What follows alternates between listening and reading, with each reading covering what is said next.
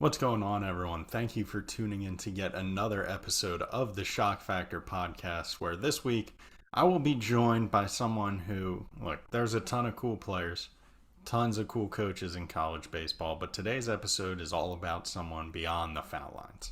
Someone who gets to go to baseball games and genuinely have zero preference who wins or who loses because they're just happy that both teams are healthy and having fun. That's right. Today we are talking to not just the voice of the College World Series, but also the voice of my good friend Mike Monaco. Now, for a lot of you listening, this probably, or well, most definitely, is not the first time you've heard me and Mike Monaco talk. It might be the first time you realize it, but the first time we actually made our public talking debut was back in June of 2021 when Mike watched me close out a game in regionals against South Carolina, and he watched me punch myself in the head a bunch, and he decided to throw a headset on me and say, hey, you know what? You should be on TV right now, and essentially change the trajectory of my life forever. He was the broadcaster who chose to interview me way back when, and now I feel it's my turn to return the favor and interview him. Now, a little history about who Mike Monaco is before we start talking to him. Mike went to Notre Dame, and he had the intentions of kind of becoming like a general manager, but he didn't really know what steps to take to do that. But he had read somewhere that a general manager he liked online had joined the student newspaper, and so that's where he started. And that is kind of where his affair with college baseball blossomed into a relationship that's so strong that it still exists today. Now, Mike also broadcasts a large number of different sports, and right now he's actually gearing up to work for the NHL Network starting next week. And I still don't really understand how anyone can broadcast hockey. Like, that's way too fast. I can barely analyze a college baseball game, and the pitch clock is my worst nightmare when it comes to that. So he's just always sharp, always impressive, and if you don't believe me, just trust me, he's really good at it. And if you're like, well, I don't know how good he is, just go back to the Mississippi Ole Miss winning the national championship in 2022, the final out of the College World Series. Listen to that call. It's the most excellent thing. But without further ado, let's get right into it and talk to Mike. All right, everyone, we are back with the Shock Factor podcast, and I could not be more excited. And I genuinely mean that. I say it a lot. I typically mean it a lot. But we are joined by someone who I've been joined by. I made my debut with this man, Mike Monaco. Mike, how are you doing today? Steve, it's great to see you, man. I just said this to you before we started rolling here. Like, this feels like a long time coming. I have always felt a connection to you since the 2021 college baseball season. And then I've had the great pleasure of actually meeting you in person multiple times in Omaha and hanging out. And we sat together and watched one of the greatest college baseball games ever in Omaha this year. So, needless to say, I think I'm as fired up as you, if not more fired up than you for this. Yeah, it's very fun for me because, this podcast couldn't happen without our sponsor, Soldier Sports, but it really couldn't happen without Mike Monaco in 2021 interviewing me and essentially allowing me to be me, which we'll get into that more. But I want to do a little bit about your background because a lot of people probably don't realize this, but they hear your voice every weekend because, announcers aren't every inning. Hey, it's the top of the third. I'm Mike Monaco, by the way. But you were like the voice of college baseball, but I want to get into the origin of that. And based on what my professors tell me, my research will be around 70% correct. But all my source is from mike-monaco.com, which I feel is trustworthy. So you started out, you went to Notre Dame. You're from Boston, correct? And you went to Notre Yes. Dame. Now, at Notre Dame, did you go in thinking, hey, broadcasting's what I'm born to do? It's what I'm supposed to. I got a cool name like Mike Monaco. Like I'm built for this. Or was it something you kind of discovered while you were there? So many things. 70% is a passing grade. You're eligible to play ball, I think, unless the NCAA has changed that. Oh, we're cooking. Great research. Great research done by you, Steve. I'm not big time enough to have anyone else running my own website, so that is run by me. And if anything's wrong, that's on me. Anyway, to answer your question in a long-winded way, no, I didn't know that I wanted to do broadcasting. I think there are many people in our industry who grow up being like, "Hey, that's what I want to do when I grow up." Whoever they looked up to on a national level, or let's say they grew up a Yankees fan listening to John Sterling call Yankees games on the radio, like they idolize him, and when they're playing MLB The Show they turn down the volume and try doing it themselves. Like that was not me. I hadn't thought about broadcasting at all, but I knew I wanted to work in sports. Like I was that kid growing up, like I'm sure a lot of people listening to this, like just totally obsessed with sports, whatever sport it was, whatever season we were in, like that's what I cared about. So I wasn't a great athlete by any stretch of the imagination. My high school baseball career would certainly solidify that fact. But wanted to work in sports, go to college, thought I wanted to work in a Major League Baseball front office. And I've kind of told this story before, but like thought I wanted to be the next Theo Epstein, if I could ever get to the pinnacle of that one day.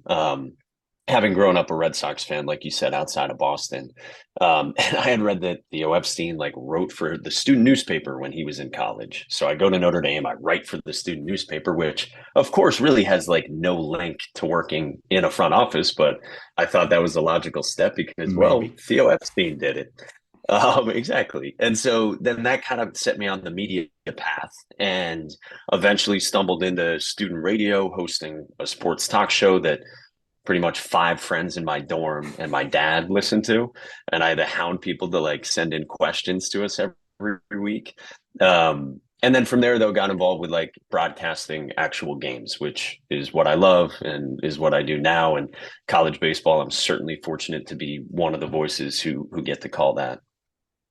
Yeah, and I mean, college baseball and the fans are very lucky indeed. Not just to have someone who has like a great voice for it, but also someone who actually like really loves the sport at this level. And I think that's something that comes through on your broadcast is that appreciation of the game at this level. And I think, starting at Notre Dame and having that passion, like it really still bleeds through. So good on you for not changing or losing that because you do so many different sports, you do so much, which we'll get into later. But while you're at Notre Dame, one of the things I noticed on the website is you joined the Wareham Gatemen in 2013 and 2014, which is a path I've been fortunate to meet a lot of Cape Cod broadcasters just from my times playing because, I was a goofy guy who I'd just make jokes with anyone. So sometimes I would just walk by the little booth in Cape Cod, which was essentially a folding table, and just put on a headset and start talking before they really even noticed or told me to get out. So that was a lot of fun.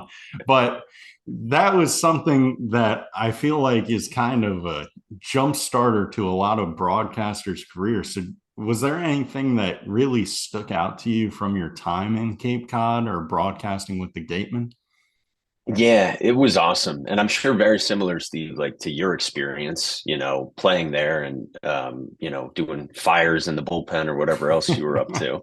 And I'm sure like for most players' experience down there, like it was the same for the broadcasters. And yeah, to echo what you said, it is such a great experience for people trying to get their start in broadcasting. And 44 game season, and you're getting to do a game almost every single day. And so you're learning like very quickly. If you get, let's call it 5 innings or 4 innings per game of the play by play split with your partner, doing that every single day was like way more reps than I had had at any point previously. Like I just kind of stumbled into this. Like I said, like I didn't start doing it till sophomore year of college.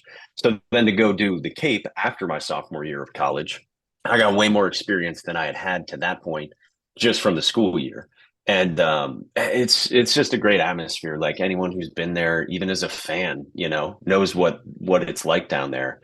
Um, the Wareham teams that I worked for, we didn't have the best records the 2 seasons I was there, but the people I met, and this is not just like saying it and hyping it up, were fantastic. Everyone in the front office, all the people who volunteer their time, all the other interns. Like I made great friends on that side of things, people I'm still in touch with.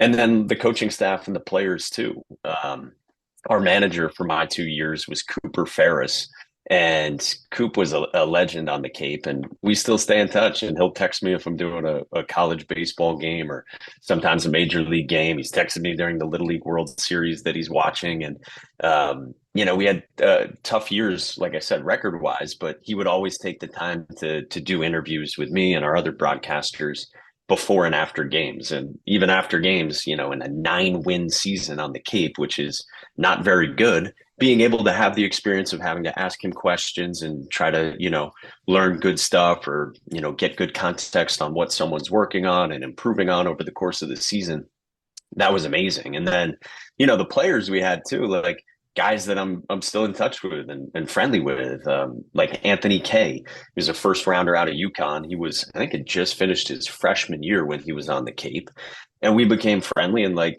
this year he's pitching for the Cubs, and we're hanging out talking on the field at Wrigley.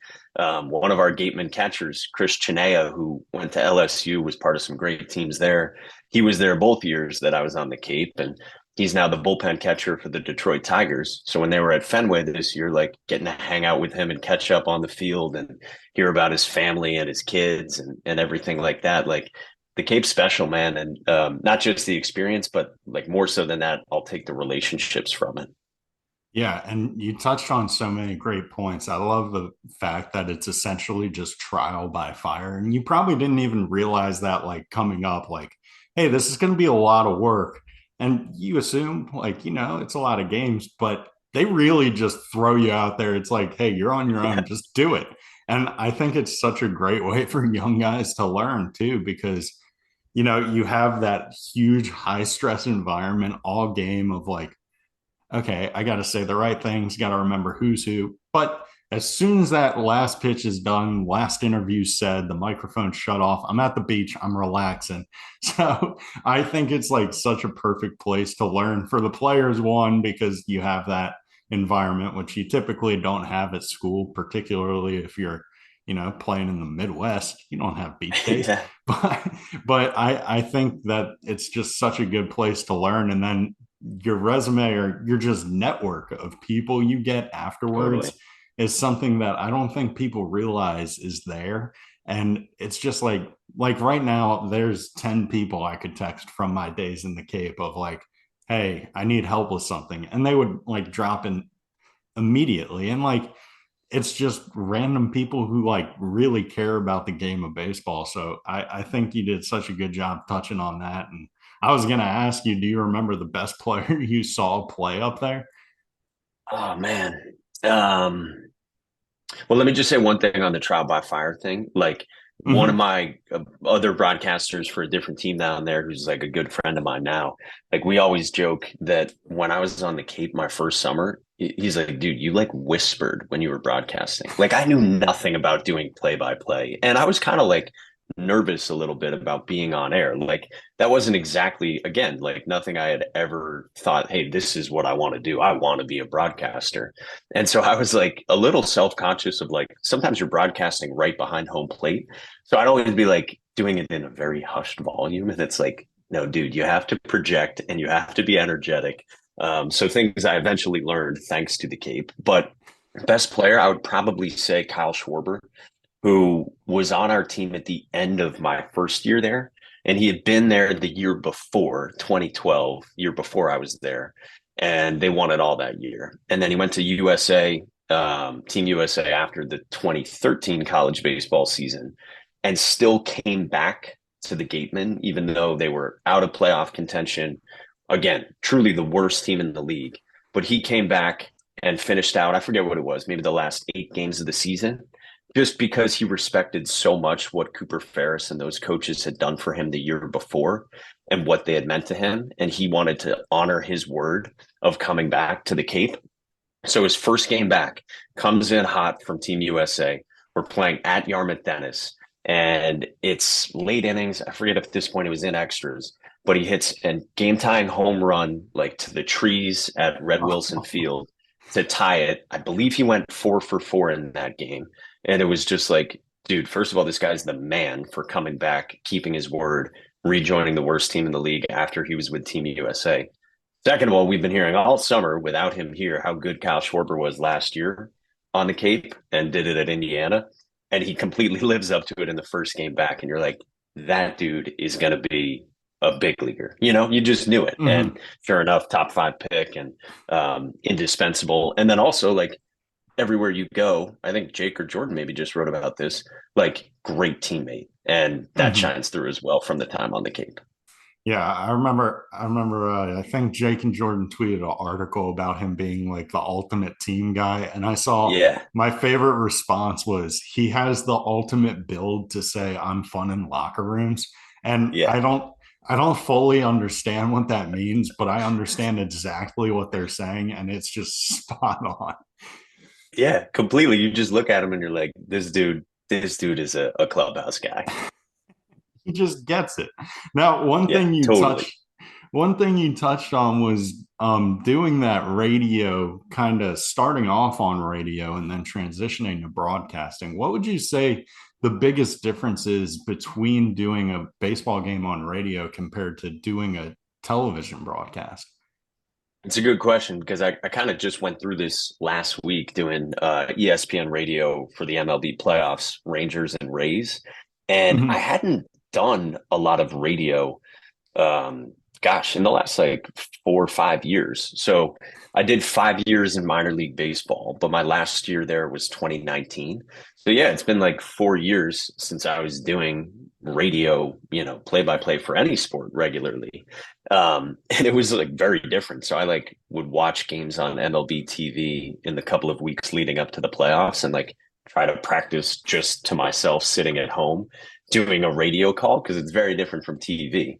So what I would say is like you have to describe every pitch, right? Like on TV, me and Berkey and KP and Ben or whoever, we could kind of gloss over a couple of pitches maybe if we're telling a story, or just pause while a pitch is being thrown and let Berkey keep talking about launch angle or gushing over Wyatt Langford or something like that.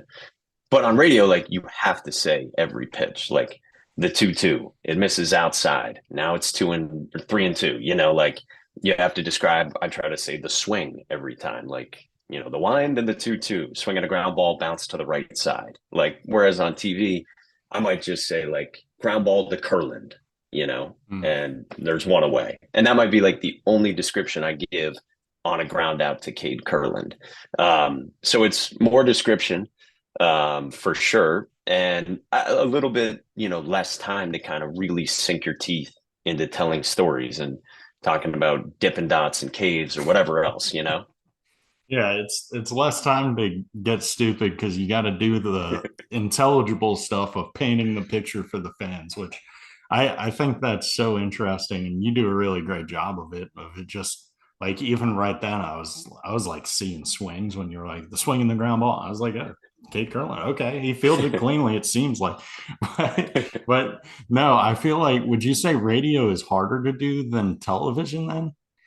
I would, in some ways, not every way. Like, I think it's the more pure play-by-play medium, right? And like, Hmm. it's the more like high art, like elitist type of play-by-play performance. Like, it's the play-by-play guy's medium, whereas TV is more built for the analysts. Like, they are the stars, and you're just kind of directing traffic, kind of weaving in and out of stuff. But in other ways, like I think TV is harder. Like, how do you tell a good story and how do you sync that up with what your producer and your director and your graphics person and your replay room with what they're thinking? And, how do you make sure you're on the same page with your analysts? So harder in terms of like the strict play by play, but definitely challenges with both.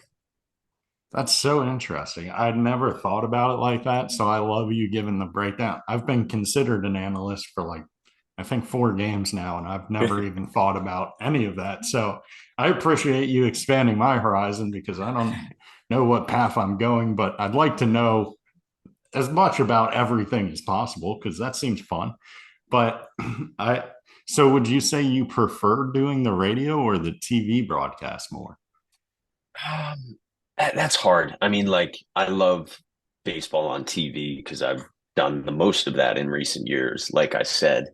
Um, but like, there's something super fun about doing the radio too. Like to go do Rays Rangers and like be hanging on every pitch that Nate Eovaldi and Jordan Montgomery and Tyler Glasnow throw. Like it's the playoffs. Every pitch is so important. Like that was incredible. But TV is awesome too. And like I have so much fun, regardless of the medium, with the people that I work with. So like to have the time and the space to hear Berkey explain hitting, which I think he does as well as anyone at any level broadcasting baseball, and to listen to the humor of him and KP together, who are like these brothers that love each other and are each hilarious in their own right. Like to sit next to them and be able to just like enjoy their humor and stories and personality. That's something you don't have as much room for on the radio.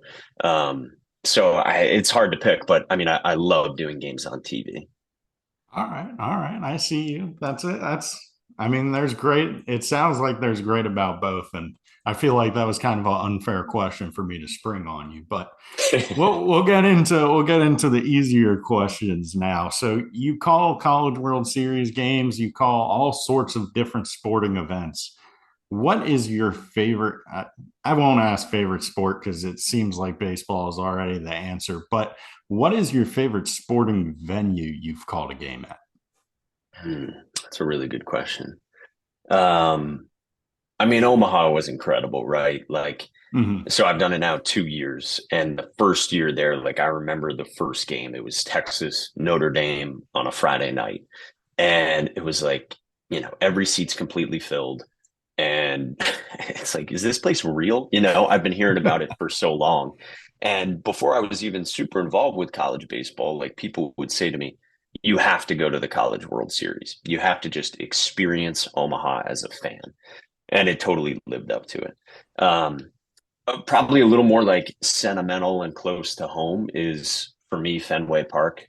Growing up a Red Sox fan and someone who dressed up as Nomar for Halloween one year and remembers his first autographs from Jason Veritek and the third base coach Wendell Kim. Like to be able to broadcast games there, and first major league game I ever did, I was young and dumb and got a chance to get called up from AAA at the end of the year in 2019 and do Major League Baseball Red Sox at Fenway Park. And so that was, those two games I did the first time I ever did the majors and did the Red Sox was something that's so close to home and so meaningful to me. So it's hard to pick something other than Fenway.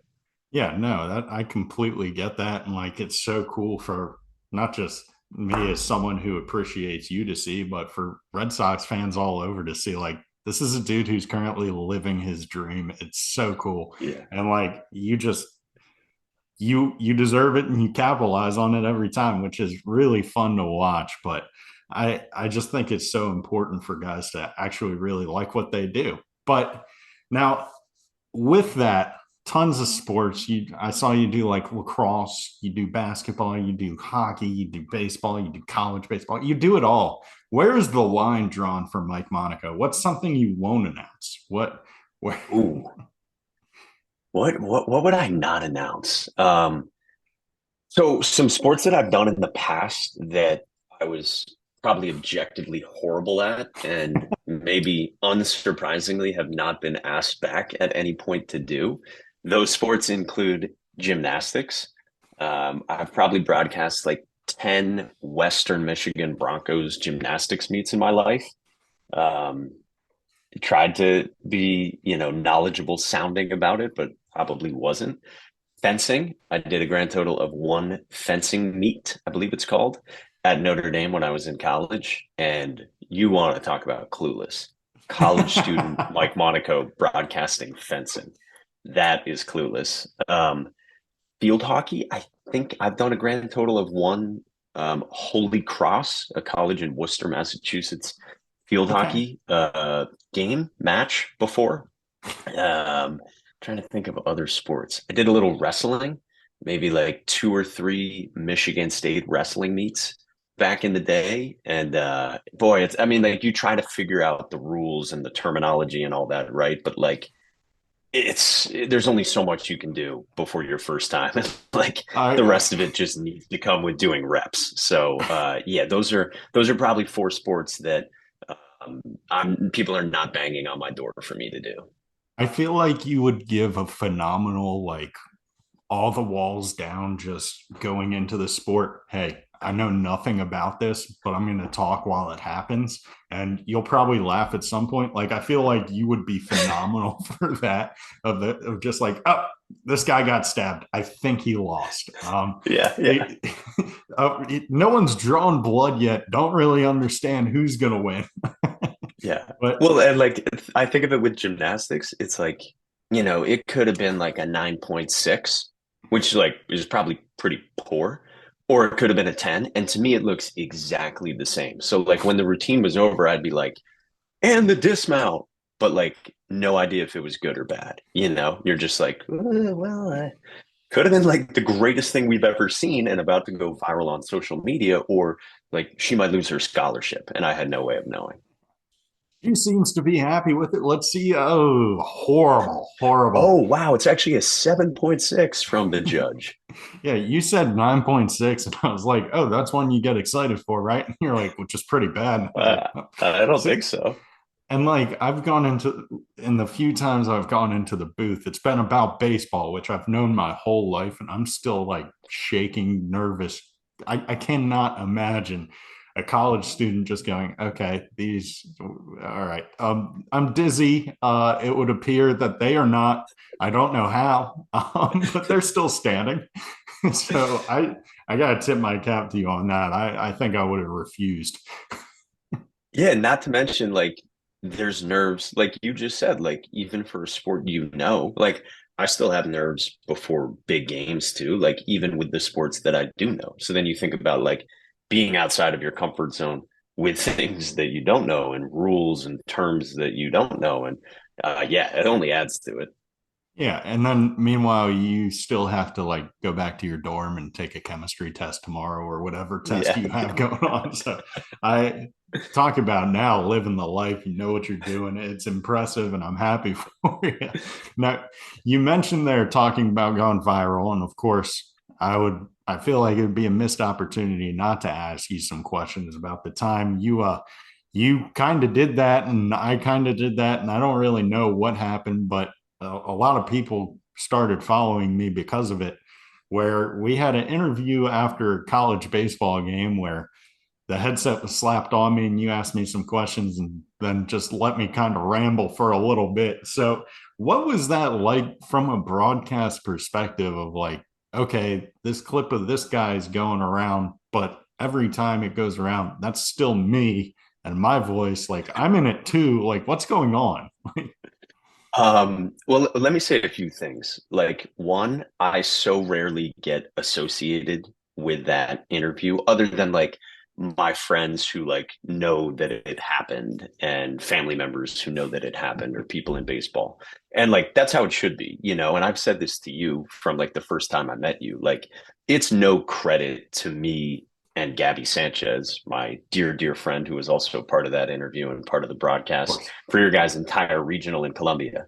Like it's you, like it's now who you are and what you've always been capable of. And like we just happened to give you a microphone and you were your normal, hilarious self, right? But I do think it's really funny, like the backstory of it and just like even from a kind of technical speaking, production, broadcasting perspective, how these things come about. So I guess to start, like I had covered you guys during the course of that 2021 season. And so like all along, I knew you were funny, right? Like I had seen, like I in preparation for this podcast, I said, I got to pull up my notes from that year just to Gosh, see what I have written down about Steve Schoch, right? So let's see. I love What it. is the what is the first thing I have written down about Steve Schoch? Um, okay, so this is Oak talking to us maybe the first time I covered you that year in 21. So this is like probably middle of the season. Yeah, this is early April. And he says, Schoch, been in college baseball for it seems like 6 years. third school now, won the firearm award in the Cape one year. Wanted a change in scenery, yada yada. Him and Abbott had kind of been a combo closing games. He was out for a couple of weeks, but he's back now. Interesting personality, closer, sidearm guy, big long hair and beard, marches to different drum, fun-loving, great spirit kind of kid, sidearm sinker slider guy. So right, like I've got like a sense of who you are. All right, so next time I cover you later in the year, I'm talking to Mike Vassell. This is before your guys Oh God. match up with Virginia Tech. And so I was probably asking him about some of his teammates. So I asked him about Teal. He told me a great story about like when he couldn't find his own batting helmet and batting gloves. I asked him Yeah. about Nate Savino, who we had pitching in that series that we were going to do at in Blacksburg. I asked him about you. He goes, Steve Schoch, best guy to come in to close a game, super approachable guy in the hotel. When he comes off the mound, it's honestly terrifying. Throws like a 15 pitch flat ground before every game. He said, Michael, you have to catch. I didn't want to. He said, thank you. I'll pitch well today. He has all these things he has to do. So, I'm getting like pretty good intel here that Steve Schoch is an interesting guy. All right, let's fast forward to the regionals. And I find out you guys are in the regional. It's you guys, it's Old Dominion, it's South Carolina and Jacksonville or Yep. Yeah. someone. Jacksonville. So anyway, like I've got to prepare, in 4 days for four teams. And included in that, I tried to talk to two players on every team. Because as you can tell, and as this interview then proves, like you get amazing stuff when you talk to players. Like you get great info from the coaches too, but I talked to you and Kyle Teal were my two requests of players to talk to. So I don't even know if you remember this pre-regional Zoom we did, but this was my interview with you and got all sorts of great stuff from you. Um, like how when you were a freshman in high school, you were 160 pounds. You told me something about a lunch free buffet, big boy, gotta eat. Left freshman year at 220 pounds. You said something about he's got the nuts. So anyway, and then we talked about Kenny Powers at the end. So again, at that point, not that I know you, we hadn't even met in person at this point, but like there's funny material there. So then when you close out the game after it was South Carolina, right? Yeah. Regional elimination game. And after every game, we'd been doing a post game interview. Now, where these interviews were going, I have no idea. Like, we were just under the instructions from some higher ups to record interviews after the games with a player from the winning team. And so we're kind of going through the motions, like just doing these interviews, and then they don't really go anywhere, but that's cool. It still gives us, I guess, Yeah. good It's there. information to talk about. Yeah, whatever. So I'm like, okay, we got to talk to Schoch because he just saved this game in a really high leverage spot, like high pressure, crazy game. They're facing elimination. And I'm saying this like in game during a commercial break, like in talk back to our producer. And this interview will be gold. Like this guy is incredible. Like he will say something quotable. Then we do the interview. And me and Gabby Sanchez are not in the same place. I'm at home in Chicago. Gabby's at home in Miami. You're playing in South Carolina. And like Gabby had covered you all year too. He knew you were crazy and hilarious. And Gabby is so fun loving. It's one of the things I love most about him. Like he's just chill. He doesn't take himself too seriously. So he was the perfect guy to be part of that interview as well. And we just fed off you and where it was going. So the background of having covered you and talked to you previously, like I feel like we kind of knew the type of stuff we could ask you that would lead to funny responses. But then, like, who could have thought that you'd say as hilarious things as you did? And you were probably like half blacked out during it anyway from the energy of the moment. And then on top of that, so then the interview ends. And again, these interviews have been going nowhere. Like they just happen and then they're over. And I'm like, I was on multiple phone calls after the game with higher ups being like, I don't know where that interview is, but you have to do everything in your power to have the biggest ESPN accounts share this on social media. It will go viral. And I had multiple phone calls between the end of that game and your guys' game that night against Old Dominion saying, this has to see the light of day. And then I forget exactly when it was. I think it might have been before the next game started that the ACC Network Twitter account did post it. And all of a sudden, like, people are like, this is the greatest interview I've ever seen. And it was hilarious because you're the man. And that's a really long answer, but that's my backstory for it all. No, that's a great answer. And I think that does a great job, not of just explaining like kind of how it happened, but I didn't even realize how much research broadcasters do. And like Yeah. you had stuff dating back to April. We didn't meet for a whole nother year and a half until like the next June in Omaha or Yeah. whenever it was. So, or no, we did, but we, God, I No, can't no, even we remember. wouldn't have met, yeah, for another year and a half until Yeah, summer of until 22 in Omaha. yeah, when we were both kind of doing this thing and we were at a bar and it was a Yeah. great time. And we But literally felt this gravitational pull from across the bar.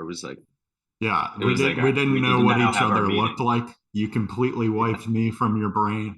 You'd never seen me since. No, but I like that interview before too is so funny because I'm just like, wow, I was really a dipshit. Like that No, not because at all. Like it was funny. you bring it up and like the notes you have, like I know it's just like shorthand, probably like writing down quick because sometimes when I get on that train of thought where I'm just going, it can go kind of quick sometimes. So like you writing it down, I know exactly the words in between because I probably had the same bullet points of yeah, I was skinny my freshman year in high school, got pretty fat.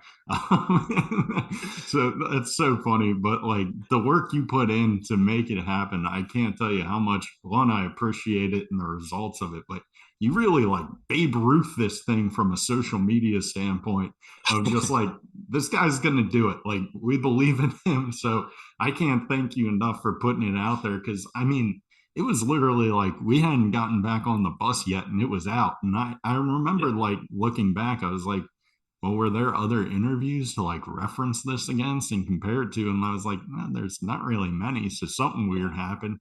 And then when we finally met, you were like, no, I had to like kind of push it out there a little bit. And I was like, dude, thank you. Yeah. Dude, so let me just give you a few other selections of our pre-regionals conversation here. So I think I must have asked you like, hey, you're a 6th year senior, like, what are you thinking about at the end? Like, what would happen after baseball? Whenever that ends, like hopefully a long pro career.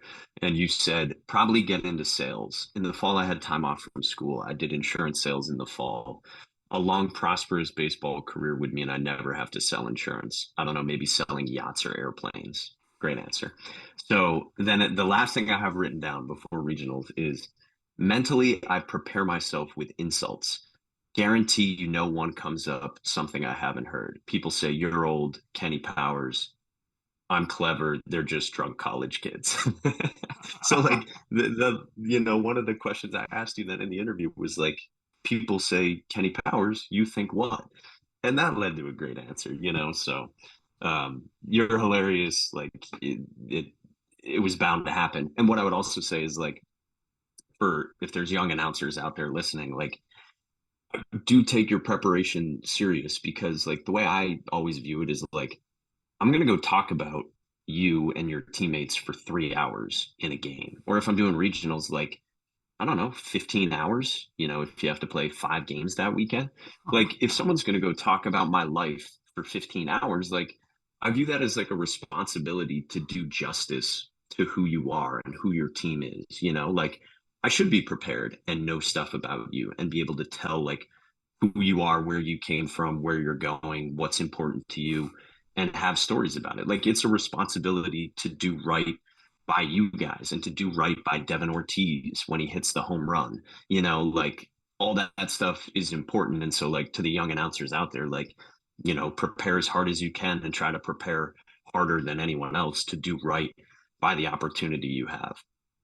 Yeah, and I mean, I haven't come across someone who I feel is more prepared than you. Just from literally, I remember in Omaha sitting down with you because they have in the press box. There's a lot of tables in the back where you can kind of converse.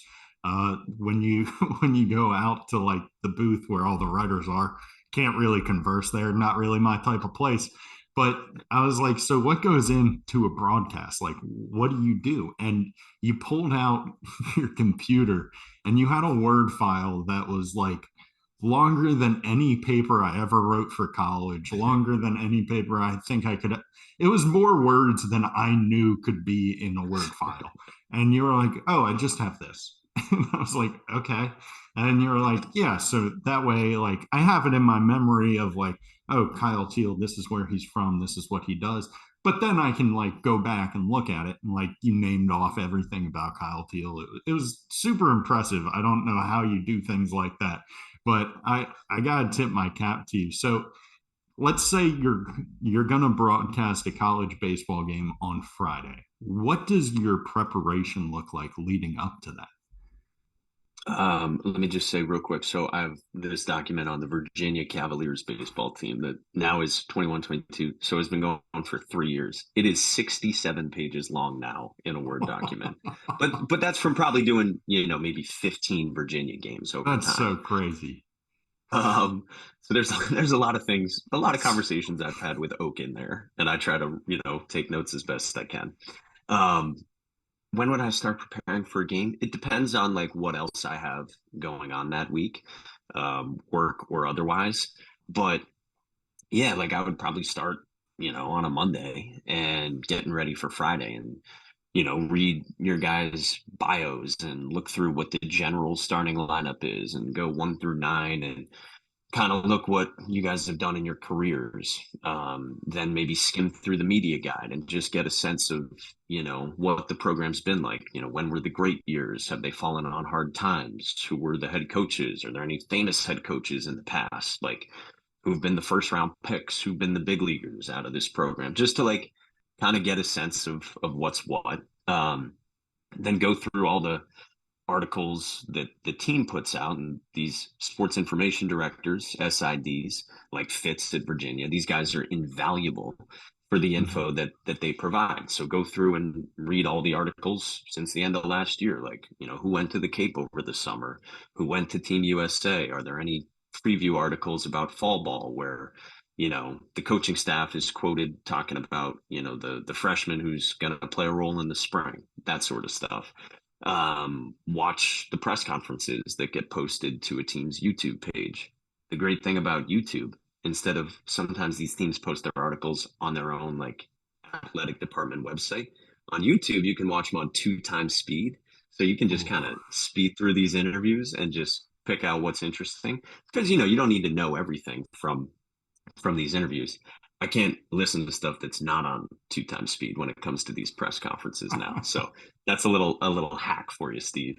But yeah, like all that type of stuff, reading articles, talking to the coach and players, try to be as prepared as possible and to be able to pick out, what are the great stories we want to tell or, which player do we want to shine a spotlight on and talk about something neat. So yeah, probably like that week. Omaha is a different animal, right? Because like you're getting ready for 8 teams. You've done a regional, you've done a super, but depending on how everything goes, like you might you might only have covered. It's possible you've only covered one team, the super regional you just covered of the 8 who were in Omaha. Fortunately, this year I had seen more than that. I had seen, Virginia. I had Stanford in the Super. I had Florida in the regional. Thankfully, for my preparation and time management purposes, they made it to Omaha, so like I didn't have to start fresh on someone they lost to in the Super. So it's different depending on how much time you have. But yeah, like getting ready for Omaha is a beast. You're trying to learn 8 teams. Yeah, I feel like it's like all of the worst exam weeks I've ever had in one week for you. But if you are a young person who's like, I would like to be a broadcaster one day, I feel like if you just go back and clip that answer and listen to it every day and just kind of follow that format, that's literally Mike Monaco just told you 90% of the battle, I feel like, because then once I feel like for you, when you have that preparation, then you get into the booth and like that's when comfort kind of sits in of like, okay, the work is over, the hard stuff's done. It's like baseball where, you know, for me, whenever I was on the mound, I was never really that nervous because I was like, well, I prepared for this. And that's why I had those crazy rituals where I made Mike Vassell catch a 15 pitch flat ground that I knew he was going to hate, but because it's fun for me and it keeps me loose. But you have all that preparation going into it. So when you get in the booth, it's just like okay, now I just recite what I already know now. Exactly. Like the work, in some ways is done. Now you still have to like react to the moments that happen, like Michael Robertson making that catch up against the wall to end the game against TCU. Like that's something you can't script, but you can prepare and know that, hey, Michael Robertson, had to sit out basically all of his freshman year, the year before, because of an injury. And then this year, a lot was expected of him, and he's kind of struggled with the bat recently. So now he's coming off the bench, and, like that's important backstory to know for the guy who makes this catch. But you still have to be able to just kind of react in the moment, and to also know like what's relevant to say in that moment. Like if it's the bottom of the ninth inning and I start talking about Caves and Kenny Powers, like that has to be done in a really specific way to like not sound like, all right, why is this guy talking about this at this time? So like you have to have a sense of like quality control, and like the right filter, so to speak. Yeah, But you no, need that feel. yeah, you got to have a little feel. But no, there are people who do it way better than me, who I'm still trying to learn from, and that's what I would say to any young announcer out there is like the people who you think do it the best. Go watch and study them. And I say this to announcers all the time, like how cool an industry that we are in, where you can flip on a game or go pull up a game on YouTube. It could be from this year, or it could be Vince Scully calling a World Series. Like the people who have done this the best ever, their work is out there. Like you can't really say that for like the best investment banker. Like their work isn't public for you to just go like study how they do what they do. So try to capitalize on that and like, learn from the best and ask questions and evaluate your own work and be a harsh critic. Like I go back and watch back at least a half inning right after every game I do before my next game to like try to figure out like what stunk and what can get better and like, oh, you're saying this word too much, or like you tried to make a joke and that really wasn't funny, stuff like that. Oh, those ones are always the hardest. I'm fortunate whenever I do any analyst work, I have my Apple Watch on and my wife is listening and she's pretty harsh on me, but I need it. So I'll literally anytime I do a game, there's like four texts that are just like, hey, stop saying the word like. Um, maybe stop talking just in general, take a break. So so it's Scouts to funny. Fran. Yeah, I can't go back and listen to myself. I just can't do it. I don't know why. Like it's just I'll listen for like half an inning and I'm like, okay, I did my thing. I know I talked about some good points, but I got to be better about going back and listening and Yeah. just being harsher on myself. I'm not good at being harsh on myself. I never liked watching my outings ever. Like just never Yeah. would.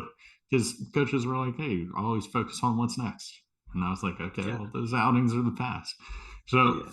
in wrapping it up, final question: your dream broadcast crew, if you could have any crew with you to call a college World Series, anyone who's ever existed in the world, could be could be a Roman Emperor, could be Alexander the Great, whoever it is, who would be your dream crew to broadcast a game with? Wow. That is such a great question. Um, So, I mean, we have a great, let me get the political answer out of the way. We have a Yeah, great yeah. crew in Omaha. We'll take all of them. This is separate from that. Everybody Um, who's at KP's house for dinner. yeah, yeah. Um, I think Pat McAfee is Mm. hilarious. Like, and this isn't like recency bias. Pat McAfee, once upon a time, when I was broadcasting for the single A Fort Wayne Tin Caps in 2016, came to our game because he was doing a stand-up comedy show in town, and he did an inning with my boss and great friend John Nolan on TV. And so, like, since then, I've been like, this guy is so funny. Like, he's one of those people that just makes you laugh no matter what. So I would take Pat McAfee. Trying to think of like who else are just like hilarious personalities. Um, I think Adam Devine is really funny. Oh, The guy from Workaholics. that's a I think great he's answer. hilarious. So I might start with them. I'm trying to think of someone who would be like a good interview and like apply some pressure and get the people going.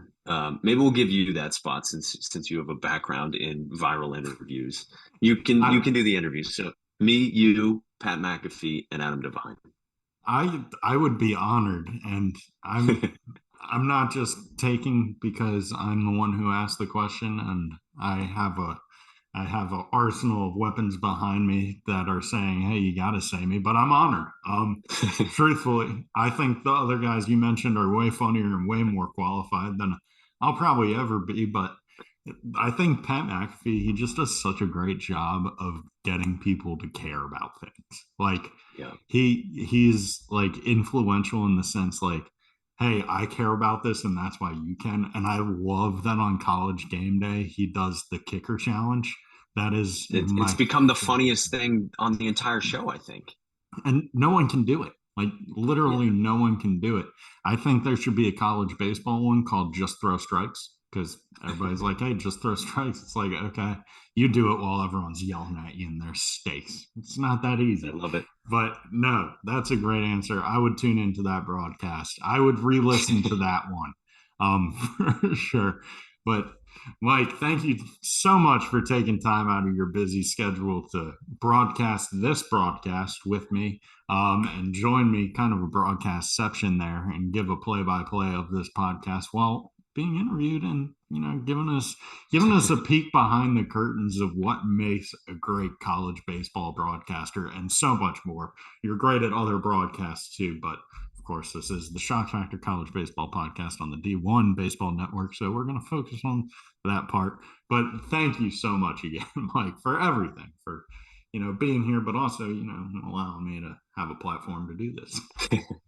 Steve, you don't need to thank me for that. In all seriousness, that's all you. You're a star. I get to say I knew you when, but really, it was only a matter of time. I'm really glad to call you a friend now. What you've done for the sport is awesome, just in such a short period of time, too. And I think players and coaches say that to you also, I'm sure. You're probably too humbled to admit it, but I know that pretty much for a fact. So thanks for what you do. And yeah, man, this was a long time coming for us to sit down and chop it up. We've done it as friends, but we've never recorded it. So thanks for the invite. We'll do it again sometime. Oh, absolutely. This has been a blast. I can't wait for the next time our brains come together. We'll make sure it happens sometime in the near future. But thank you again. Well, there you have it, folks. Mike Monaco is a humble guy. There you have it, folks. Mike Monaco is as humble of a guy as there will ever be, and he's just so incredibly good at his job. I mean, a name like Mike Monaco being a great broadcaster makes sense. It's a cool name, phenomenal alliteration. Shout out Mr. and Mrs. Monaco for naming him that, but he's just so phenomenal for the game that we all love. And us college baseball fans are lucky to have a dude who has his level of talent and has his passion for the game. That's all we have for this Monday's episode. I hope you liked it. If you did and you're like, hey, I like listening to Steve talk to guys named Mike, I got great news for you. Thursday, another episode of the Shock Factor is coming out with Mike Rooney, another phenomenal Mike that college baseball is lucky to have. So make sure to tune into that. And thank you, as always, to our sponsor, Soldier Sports, for making this all possible. And thank all of you for tuning in to the Shock Factor podcast on the D1 Baseball Network. I hope you have a great rest of your week, and I'll talk to you Thursday.